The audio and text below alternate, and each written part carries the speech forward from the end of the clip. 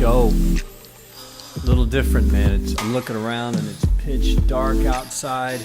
We had the most insane looking skies today in Los Angeles. I can't explain it to you really, but it just looked like something out of a futuristic, scary movie. The sky was just amazing. I was looking at how are you? Before I start rambling, how are you? Water cheers. Boom. It's 8:30 p.m. and I wanted to start doing some evening sessions where they're a little slower, probably a little longer, and just kind of hang out. And I was talking about the sky because I was reading a new book, a Paul Stanley autobiography. Paul Stanley's the singer from Kiss. I just started reading his book today, and as I was reading it, I stopped and I looked up, and I just went, oh my God. And I just put the machine down and witnessed this insane spectacle that was happening all around me, because my apartment's all windows. But I was so wrapped up in this stupid screen that I was missing the greatest show on earth, the clouds, the universe. It was so weird. The sky was like a weird pastel type of, like a soft blue and green and black. It was really weird, and there were lots of clouds, and they were moving fast. And it's one of those things where you sit around, you're reading your book, you're checking your email, and then you look up and you realize, oh yeah, we live in the most amazing and incredible, magical universe that no one understands. No one knows how it was built. No one knows how big it is. No one knows why we're here. No one knows how we got here. No one knows where we're going next. No one has a clue. One of my favorite sayings is, the person who thinks they have the answer is the most confused person of all. You know, because a lot of people will say, well, we know where the universe came from. You know, insert a God name, whichever religion you believe in. He made it with a magical wand. I doubt that's the answer. I've interacted with spiritual things in the universe before. I'm definitely a believer in a higher power, but I think it's a little naive in this day and age. Maybe in the 70s and the 60s and 50s, you could get away with saying that some sort of a wizard like created the universe in a day or 7 days, and if you disobey his commands, you burn in fire for eternity. But if you obey his commands, which also happen to be the laws of Earth, then you get to live in a castle forever. Some religions say you get to have your own planet. You can be the god of your own universe. I don't know. I don't have the answers. I just ask questions. I think that's the smartest place to be. You don't want to be the person that has the answers. You want to be the person that keeps asking questions, because the answers change. Ask anyone involved in science, and they'll tell you, science, there are no rules. We have no answers. And the answers we do come up with, they change all the time. So it's hard to nail down. But this is the kind of vibe the nighttime podcast brings out, man. I hope you enjoy it. We might be here a while. We're 3 minutes and 37 seconds in. I might as well get started with what I was going to talk about. And the first thing I was going to talk about is I just finished an amazing book. Now, some of you guys aren't going to get this. Some of you girls aren't going to get this. But if you were alive in the 1980s and you were either a preteen or a teenager or older, anything over the age of 10, 11, then you remember when Skid Row came out. And when Skid Row, who was a rock band from New Jersey, maybe? Yeah, because they worked with Bon Jovi early. But they were a band that came out in the heyday, near the end of the glam rock era, the 80s era, was strong glam rock. And they came at the tail end of it. And there was a wave of bands that were kind of revolting against, the glam era started, in my world, in my head, this may not be perfectly accurate, but bands like Motley Crue kind of set the standard. Bands like Van Halen, they were really unique. And they dressed up in, pretty exotic clothing, to say the least, and makeup. And they had long hair and hairspray. And it wasn't glammy yet.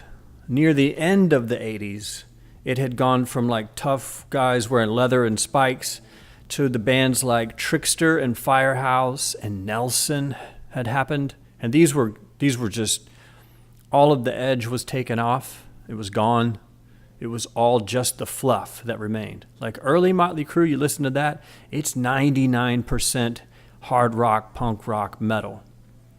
1% fluff. And, you know, that being said, the fluff percentage of Motley Crue increased throughout the 80s because the whole landscape shifted.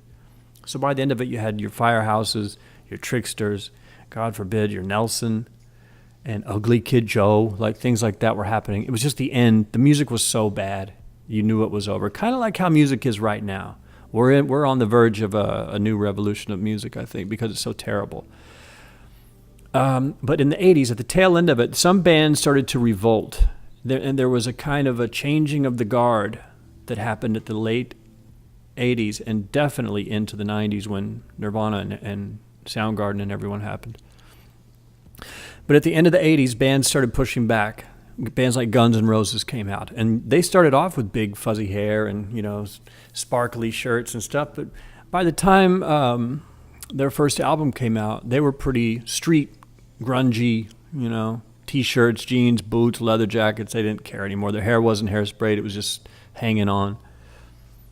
And Pantera was a glam band in the beginning, and then they decided, screw it. They went totally as heavy as you can be. They were the heaviest metal band in the world. So there was a shift away from the pretty glam rock into this more street edge hard rock.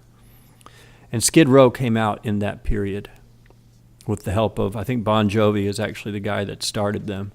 He took them under his wing. But Guns N' Roses also liked him. They opened up shows for him. But I remember when it came out, I don't know how old I was. I think it was 89 when their album came out. So I was just at that right age of about 14 years old or something, 13, I can't do the math. But that right age where music was still very impactful. Like when a new album came out, your head exploded. You listened to it 600 times. You wrote the band's name on your skin. You wrote the band's name on your shirts. You looked at you hung their posters up. It was that whole thing. I don't know if kids do that anymore.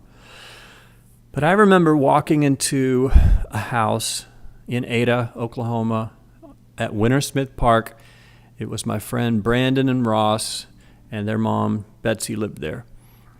And I walked over, and a lot of kids my age were hanging out there. She was really cool, and his mom, she let us hang out there and be ourselves. So we could, you know, if someone wanted to smoke a cigarette, it wasn't the end of the world. If you wanted to go outside and smoke a little pot, no one was going to get grounded or the police or anything like that. We listened to music. She let her kids draw on the walls. It was a really fun vibe. And I remember walking over there. I can see it in my head, man, still clear to this day. They had a new CD, or it might have been a CD. They said, Malan, you've got to check this out. This is going to blow your mind, because I was a rock and roll singer at that early age. By the time I was 13 or 14, I had already been in bands for 2 or 3 years. I'd been playing shows, all that stuff. And my thing was singing high. In the 80s, it was all about singing high. The best male singer was whoever could sing the highest. And they said, you got to hear this. They knew I liked this kind of music. You see, like 75% of my friends hated hard rock and glam rock. They hated it. They liked punk rock and and hardcore stuff like Slayer and Metallica and, you know, stuff like that. But then they also listened to The Descendants, Operation Ivy, Minor Threat, all this kind of stuff.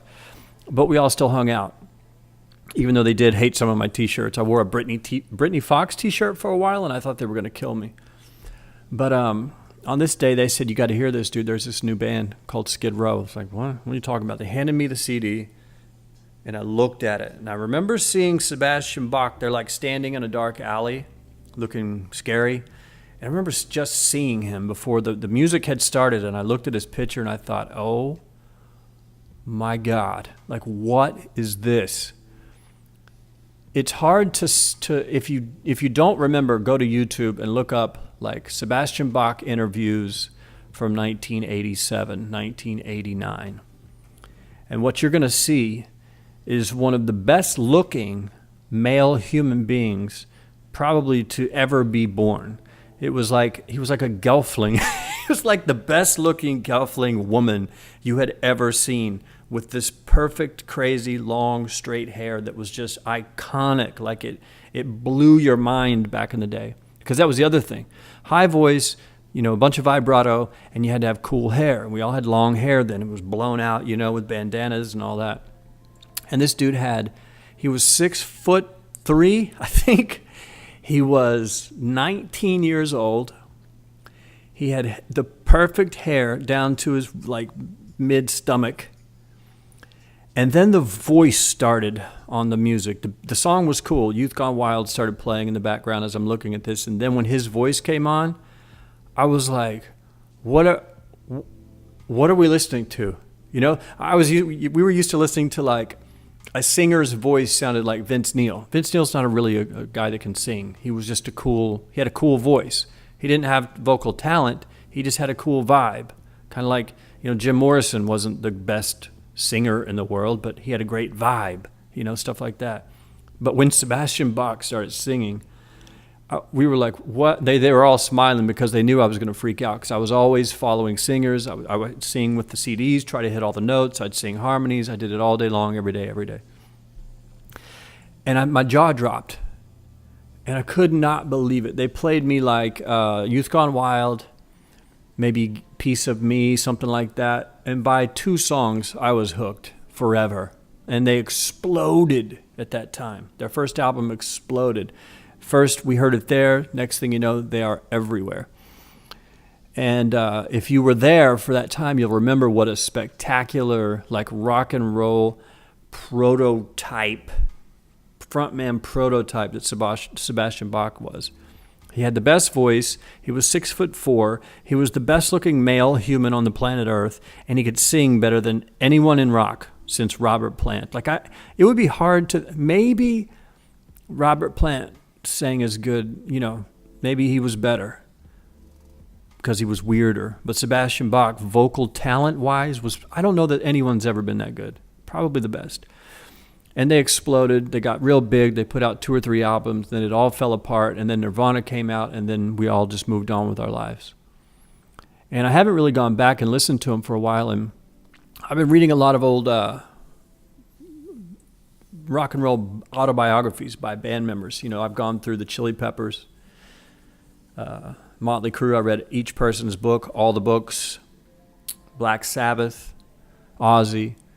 Rolling Stones. I've been reading all these books, and I just finished Sammy Hagar, which I talked about before. That was an amazing ride. And then I started Sebastian Bach's book, and it was a book that was so good. I read it. I started it at 8 in the morning, and I read it until about 10 o'clock that night, and I read most of it in one day. And I was there for that. I remembered everything he was talking about. And so I was able to, it really caught me. Really, really, really, really caught me. And, I read the whole thing. And it took me on this wild ride. And the best part is you can go to YouTube as you read a book now, these days. You can, as you read the book, he'll talk about a concert in 1989 in Tucson. And you can go, Skid Row, 1999, live, Tucson. And there it is. You can watch the show happen and see all the crazy stuff that he did. He was a pretty wild dude. I remember him being pretty crazy. There was someone threw a bottle and hit him in the head, split his head open, blood going everywhere. And he got pissed. He was 19 or 20 years old. He did what you're supposed to do. He picked the bottle up and said, everybody get out of the way. They pointed to the guy that threw it. He throws it in the crowd, thinks he hits him. Then the song starts and he just says, screw it, dives off the stage, feet first, and kicks with his boot heel the guy in the jaw and broke his jaw. The guy went to the hospital. It turned out that the bottle that he had thrown back into the crowd hit a girl in the face. She went to the hospital. And the police chased him down and arrested him for assault and battery. It was a big, big court case back in, the late 80s. It was huge. It was all over MTV News. We didn't know if he was going to go to jail or what. But there was I knew there was going to be a wild story in this guy. And he broke down one of the craziest rock and roll stories I've ever heard, man. One of my favorite parts was this Moscow Peace Festival. If you were alive and a rock and roll fan in '89 when that Moscow Peace Festival. It was the first rock concert ever in Russia.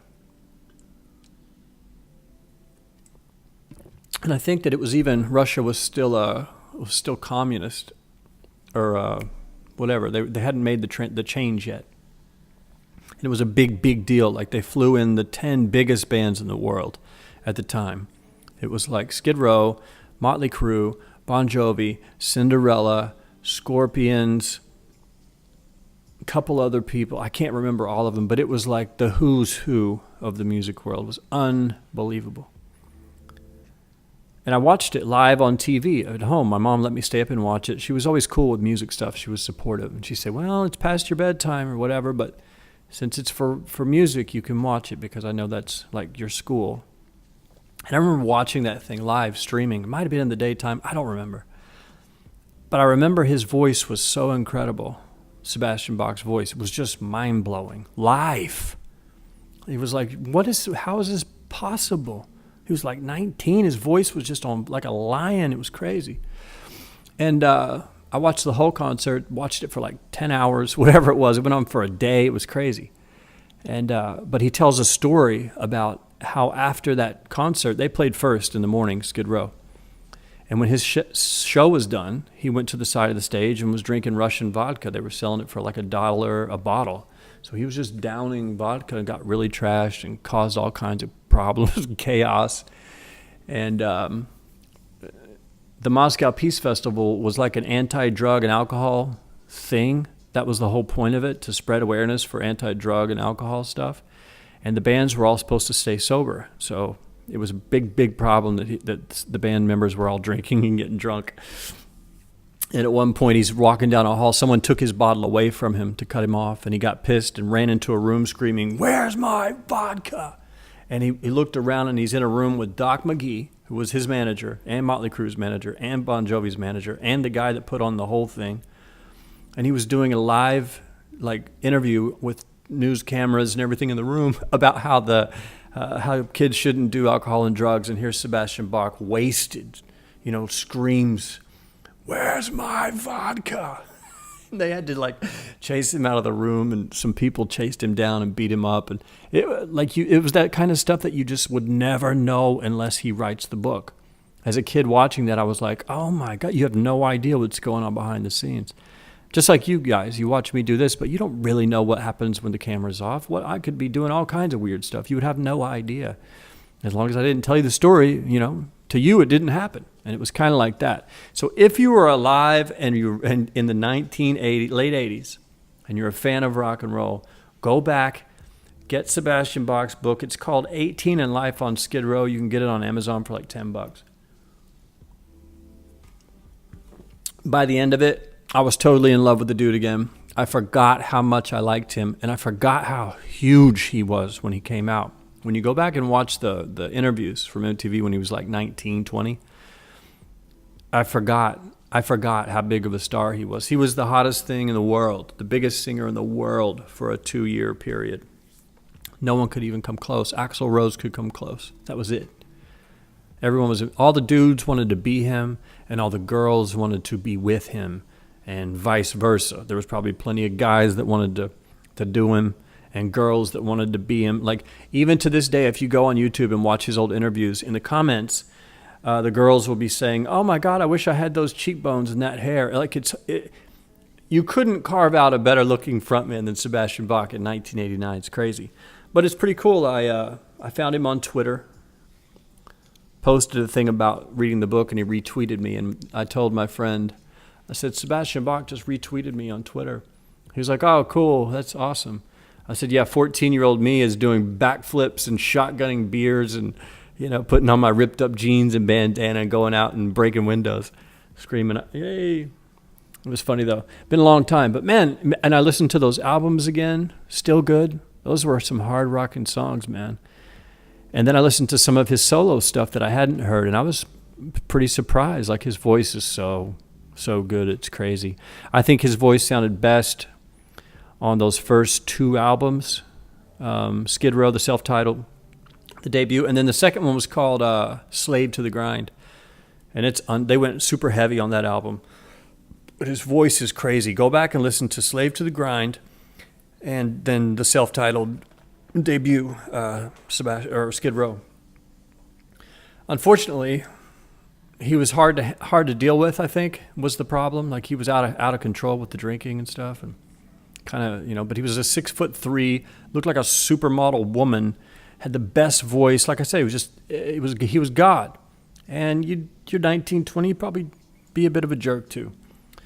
Not that he was. I mean, both sides say a different thing, but it was sad that it fell apart because it's one of those cool and weird things. Like, they found the perfect combination. Like, the guys in Skid Row wrote the songs and the lyrics, most of them. But they couldn't sing. Then they found this guy that could sing better than anyone. And they combined the two, like the good songs with the great voice, and a bomb went off. Then you take them apart after they broke up. Neither side had the same type of success because the combo was gone.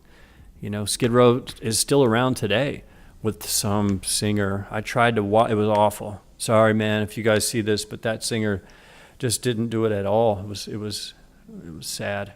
And then you see Sebastian doing his shows, and his voice still rocks, but the bands are never, it's just not the same. You just want, like any good rock and roll fan, you want the original band to be back together. Maybe someday they will. I mean, if Guns N' Roses can get back together, anyone can. Anyway, I'm reading Paul Stanley's book right now. I just started it today. Really interesting. I already know way more about him than I ever thought. It starts with his childhood and goes, I'm guessing it will go all the way through. That's how Sebastian's was too. He started in his childhood. He learned all about his family, his mom and his dad, and his first bands and why he got into a band. And then when he got the call from Skid Row and like all this kind of stuff. It's really cool how they start at childhood and you learn the whole story. What I've noticed is all these guys, 99% of the rock and roll books I've read, they all begin with some type of a horrible childhood. And I've always said this to people. I said, I don't know anyone normal and healthy that makes good music. I don't know any. I don't know even one. I couldn't even name one person. But I know 100, 1,000 of really messed up people that are mentally unstable, but they make the most amazing music you've ever heard in your life. Every band I've ever listened to, when you trace back to the beginnings, there's like some sort of trauma story. Dad was an alcoholic. Mom got murdered. Dad committed suicide. There was a divorce. There were drugs in the home. The house burned down. I was born with one eye or some weird bone disease. Like, it's always some weird, crazy, crippling story in the beginning, and then to overcome it, they kind of become this musician person. And that hits home with me because that's exactly what I did. So every time I read one of these books, it blows my mind because I'm like, yep, I did that.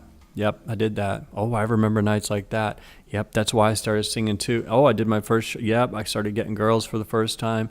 Blah, blah, blah, all of it. And then the alcohol and the drugs kick in, and then it all goes wrong. And then hopefully there's some sort of recovery. But it's funny how much our lives as musicians all kind of run the same path, just with different styles of music, different instruments, different years, different decades. But it all starts with some sort of bad beginning. So if you had like a terrible childhood or a really rough start, you were really broke, your dad burned down the house, mom beat you up or something, that means that you have a chance to do something great. You have a great story to tell. And the biggest piece of advice that all of these guys say, if you ask any world famous musician that's been around for decades, they'll say, what's one piece of advice you have for a musician? They'll say, be yourself. Tell your story. Be you. Like, have your influences, but wrap them up inside of you. And it's so true. Matter of fact, tonight I was playing guitar, and I'm playing a song that I wrote when I was 18 years old. There was 3 songs that I put together that I've never played for anyone. And they're probably the 3 saddest and most amazing songs I've ever heard. I wrote them on a karaoke machine called Mr. Microphone, I think, back then. And I was on acid when I wrote them and played them and recorded them. And there was a tape that I had of them, like an actual cassette tape. For many, many years, I lost it, but the songs are still in my head. I still know all the words. And I was just playing them.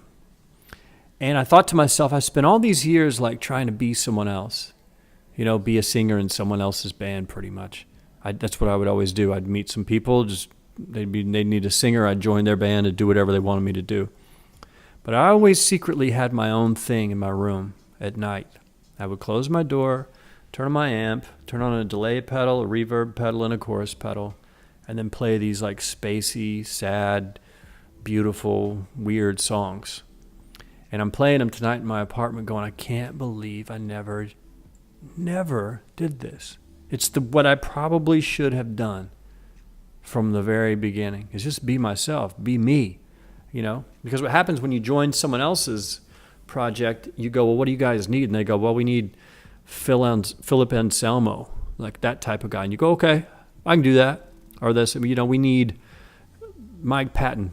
I can do that. We need a Lane Staley voice. I can do that. You know, and you kind of twist what you do into what they do, you know, so that it all works. And that was a lot of fun. Made some good music, but at some point you've got to be yourself. And I'm going to make an effort to play those songs. They're really incredible. Anybody that hears them is like, that's the saddest song I ever heard. But to me, that's what it is. I love sad, beautiful music. That's why I've always loved Jane's Addiction. Sad and beautiful. But what else? I've got a couple other things I was going to talk about. Ozzy Osbourne. We're on a rock and roll kick. At the very end, I have some non-music topics. But I was listening to, there's a show you guys have to check out. It's called Jonesy's Jukebox.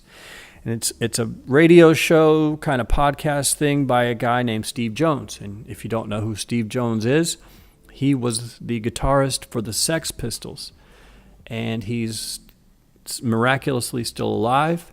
He lives in Hollywood. I've seen him around town several times. And the other day I was watching Skid Row videos, and an Ozzy Osbourne interview on Jonesy's Jukebox came on in the videos in the sidebar. And so I watched it. I turned it on for a second and watched it, and then I just watched the whole thing. It blew my mind because, don't quote me on this, but I think Ozzy and the Sex Pistols, I think they all came from the same general area. I may be completely wrong, but they both have like these unique accents, these British, London, I don't know what accent it is, but they sounded similar. And they understood like their own slang, you know, like these weird words that don't mean anything to me. They understood each other. And I love podcasts and these long form interviews. It's so much better than back in the day when someone would come in and go, you know, hey, this is Steve on Live 245, and we've got Ozzy Osbourne, break out their bats and upside down crosses. We're going to, hey, honk. You know, they're honking horns. And then they're like, so, you know, Ozzy finally gets to talk. They're like, so what's up? He's like, well, I'm out promoting a new CD I've got. They're like, what's it called? He's like, well, it's Ozzy and the whatever. And the song is called, you know, Here We Go Again. And they're like, okay, here's the single from Ozzy Osbourne. Thanks for stopping by. You know, and that's it. You don't get to say anything. It's just all a big plug, one big advertisement to try to, oh yeah, we've got tour dates, you know. But with the podcasts, like Joe Rogan style, 3 hours. You know, Jonesy's Jukebox, they did about half an hour. But both of those ways, you get to have a really long conversation and kind of talk like people talk. The radio interviews are totally unnatural, and they won't exist in another 10 years. The long-form interviews are where it's at. So it was cool to get to just listen to the guitar player from the Sex Pistols and the singer from Black Sabbath, and then obviously his solo career, just talk for half an hour. And then at the very end, they just talk about old times, they laugh, they talk about music. And then at the very end, they kind of run out of stuff to say, and Steve goes, well, you done? And Ozzy goes, yeah, I'm done. And they go, okay, well, thanks for stopping by. And they turn the cameras off. There's no like fake, you know, it's glad to have you here. Here's my website. Catch me on Twitter at this. He just goes, well, are you done? And Ozzy goes, yeah, I'm done. That's it. They go, okay, thanks for stopping in. Turn the cameras off. It's the coolest thing.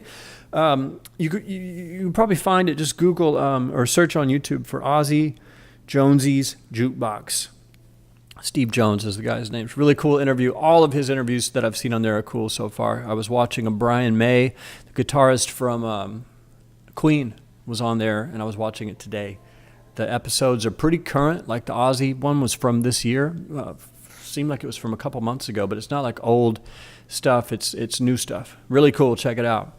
And then the last thing that I was going to talk about is a funny representation of, there's a phrase I always say that I got it from a guy named Mike Rashid, who's a YouTube bodybuilder. I was watching one of his videos one day, and he said it was called "Only Good Things Happen." And I liked it so much. And the general idea is that no matter what happens, even if it feels bad right now, at some point you can look back at it and go, okay, that actually was good. Like in my case, there's a million examples I could give you, but once I got pulled over and I got a DUI. I was cruising down a highway, swerving all over the place, drunk out of my mind, and someone got behind me and called the police, and then followed me until the police got me. They were on the phone with the cops, and they followed me and pulled me over, and I was, at the time, when they told me what happened, I was infuriated. I was so angry at that driver that called them. And I was mad at the police. I was mad at everyone. It was the worst thing that had ever happened to me. And it took years, but I was able to look back at it, especially now, and go, they saved my life. That was a good thing. Me getting arrested and having to go to jail and all that stuff, and the car getting towed, that was a good thing because it meant I got to live. You know, maybe if they hadn't called the police and stopped me, I mean, I was in a bad way that day. And maybe I wouldn't have made it. They may have saved my life. So instead of wanting to kill them, I want to find out who they were and thank them.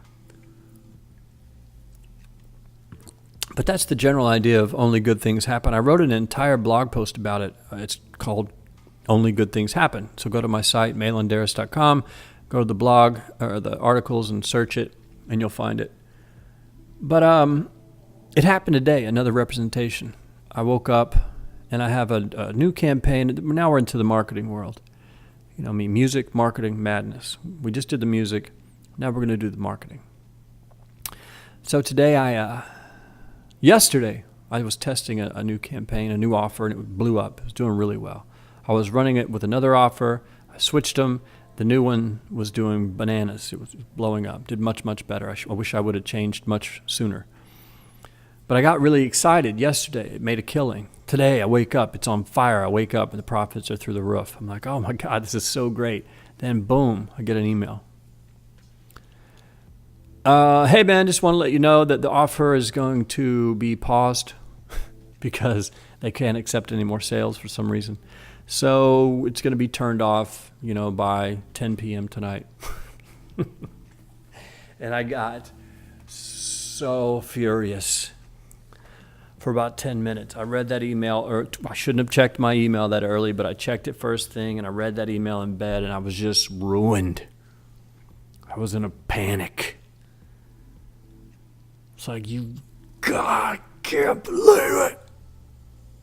Why does the universe hate me? Never anything good happens. I was freaking out. And I sat back and I thought, what am I going to do? I hate this. I looked in the email and I responded. I said, okay, I'll play the game. He said, don't worry, I've got a few other offers you can try as backups. And I thought, great, here we go with this. And I emailed another rep at another network, and I said, here's what I'm looking for. My offer's down. Let me know if you have something that works. And I got a couple offers sent back to me, and I threw them into Volume and duplicated the offers and put the new info in and saved the campaign and switched it to using the new offers and expected it to die a slow death. And it did in the beginning. Didn't look good. I went to the gym just furious, which worked well for the gym. I was doing shoulder presses today. Was the main exercise. Shoulder presses, dips, pull-ups, and incline curls, bicep curls. And I was pissed, but I came home, looked at the campaign, and sure enough, it was on fire. Two of the new offers that I put into the mix exploded. Like the other one was exploding. It was doing, I think, 190% ROI, which to me is exploding. The new ones, when I checked it, it was early for them, too early to like say, okay, this is going to be real, but they were doing 430% ROI. So I thought the 190 was out of this world. I was like, I can't believe it. I get the email. It's going away. I'm like, I can't believe it. And then I throw the other ones, go to the gym. I'm pissed. I come home and it's at 400. 400% ROI. Doing volume. I'm like, you have got to be kidding me. I laughed to myself. I said, there it is. There it is again, man. Only good things happen. And what that means in this case is I woke up this morning, something happened. See, notice how I didn't say something bad happened. Something happened. I made it bad. I responded that it's bad. And then it proved me wrong 4 hours later, 2 hours later. And that happens over and over and over and over again in my life anyway. And like I said, now with the situations, and this can help with anything, man. And it's hard. There are some situations, obviously, your house burns down and kills your entire family. I don't know what good you're going to find in that. Doesn't apply to every. Don't get in the comments and say, well, what about, my cousin got shot by a guy by the police, and his wife burned the house. I don't know. What I'm saying is, in a lot of situations, things happen. They're not good things, and bad things really don't even exist. Because even if your whole family got burned down in a fire in the home, if you hated your family, like if they had abused you from the time you were born and they were horrible people and they stole your money and killed one of your kids, if the house burned down, that might be a good thing for you. You might go, well, don't have to worry about that anymore. You know what I'm saying? But situations, things happen. They're neither good nor bad. We apply a label to them on our own. So today, like, the offer goes down. I applied bad. This is bad. This is not fair. It's bad. Very bad. It's bad. And then I'm proved wrong again. I'm like, oh, wait, that was good. This was really good. This is great. Not only great things happen. Screw good things happen. Great things happen. But you can probably think of a situation in your own life where it's happened. Or if you can't, you have a boring life. Get out and live a little more. Have some danger. Go out and do stuff. Take some chances. Because I read a quote today. It said, and this is pretty generic. You've heard it 100 times, but it was something like, take big risks or you will always work for someone else who does. So take big risks or you'll always work for someone else who does. Meaning, if you want to take over the world, it's not, there might be a chance you fail, but you go try it anyway. You take a huge risk. Sometimes those risks pay off. I took a big risk when I moved to LA. People thought I was crazy. I was making more money in Tulsa than I should have ever been paid in my entire life. I thought I was rich. I was making more money than I could believe. And I had a job with friends. It was great. And I quit. And I remember my mom, who's always supportive, she even said, like, are you sure this is what you want to do? Because it sure does seem like you have it pretty good, for as much of a screw-up as you have been. I said, yeah, I took the risk. And my landlord asked me why I was leaving the house I was renting. And I told her, I said, this was about a week before I left. I was packing things into my car, maybe just the night before I left. And she goes, now, where are you going again? This is in Oklahoma. I said, I'm going to Los Angeles. And she goes, how old are you? I said, 34. She goes, aren't you a little bit old for this?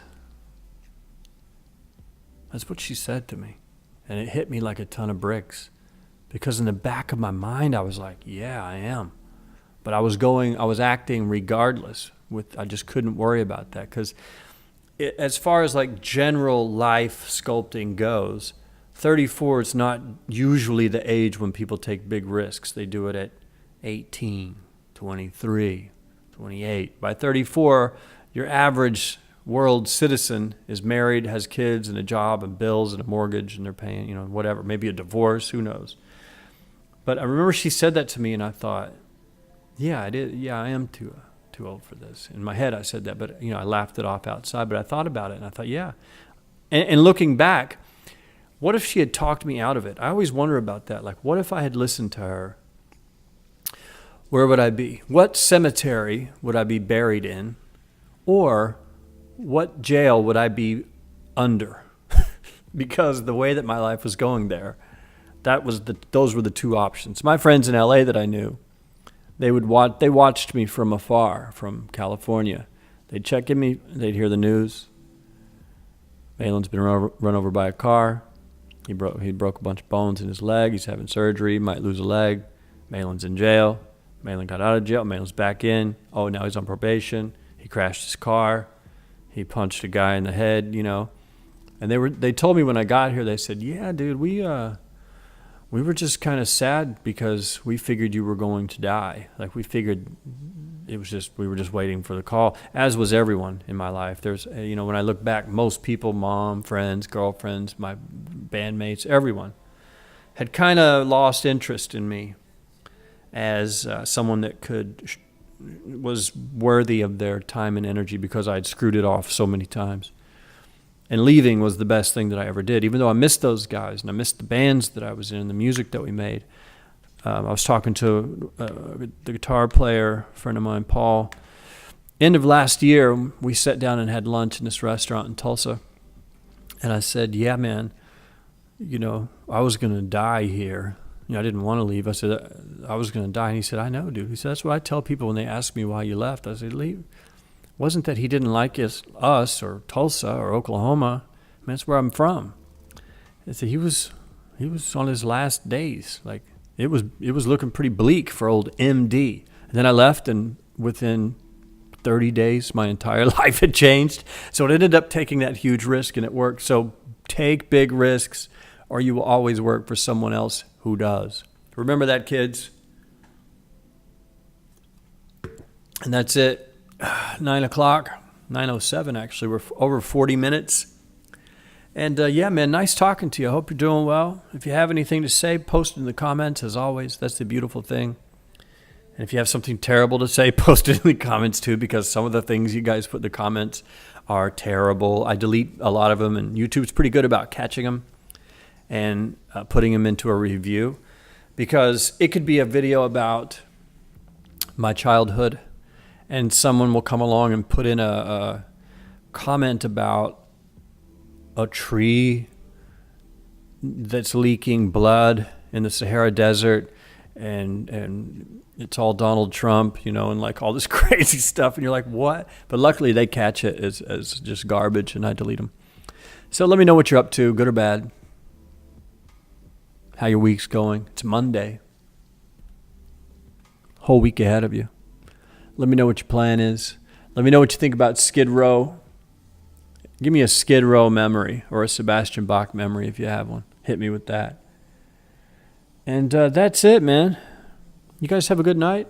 I think I'm going to drink the rest of this, wrap it up, and go to bed soon. So have a great night. Take care of yourselves. And as always, I will see you in the future.